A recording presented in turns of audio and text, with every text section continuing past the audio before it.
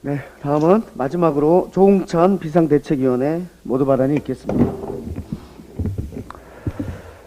예, 조홍천입니다.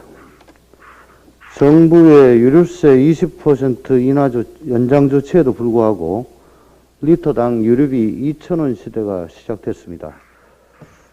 인터넷 사이트 오피넷에 따르면 전국 휘발유 평균 가격은 지난 15일부터 리터당 2,000원을 넘어섰습니다.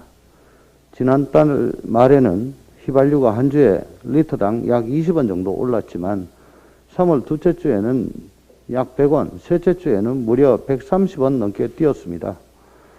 물류나 배달업에 종사하는 화물 운전자들이 주로 이용하는 경유는 더욱 심각합니다. 3월 15일 이후 전국 평균 1,900원을 넘었고 서울 평균은 2,000원을 넘었었습니다. 국민들은 기름값을 아끼기 위해 조금이라도 더 싼 주유소를 찾아다니고 카드 할인 혜택을 계산해 봅니다.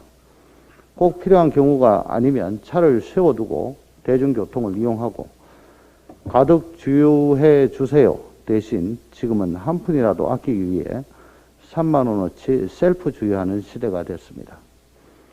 하지만 하루라도 차량을 운행하지 않을 수 없는 국민들, 특히 배달 운수 화물 노동자들의 입장에서는 제2요소수 대란이나 마찬가지인 재앙입니다. 소상공인과 화물 노동자들이 주로 사용하는 경유는 휘발유보다 리터당 200원 정도 낮게 형성되는 것이 상식이었지만 각종 악재가 겹치면서 가격 차이가 불과 20-30원 밖에 되지 않는 곳도 있습니다.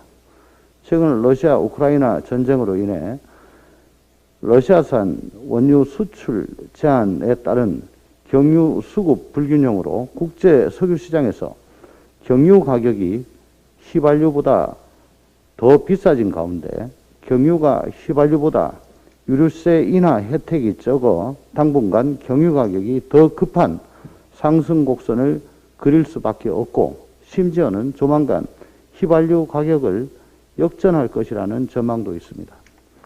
정부에 요청합니다. 7월까지 유류세 20% 인하 조치를 연장했지만 이미 국민들에게는 인하 전 가격보다 훨씬 비쌉니다. 유류세 인하 20% 연장 조치만으로는 부족합니다.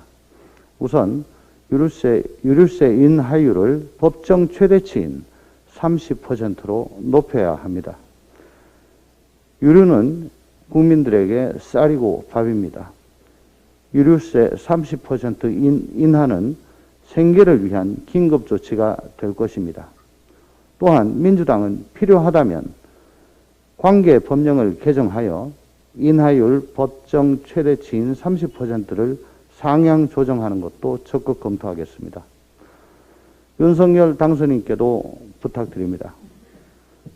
대외적 환경으로 인한 물가 인상과 코로나 유행의 확산에 따른 자영업 등 소상공업자들의 위기 대처가 민생과 국민 경제의 제1 과제입니다. 당선인의 제1호 명령을 용산 집무실 말고 유류세 인하와 같은 물가 대책, 손실 보상과 제2차 추경에 집중해 주시기 바랍니다. 저희 민주당은 여야를 떠나 당선인과 협력하고 청와대와 정부를 설득하겠습니다.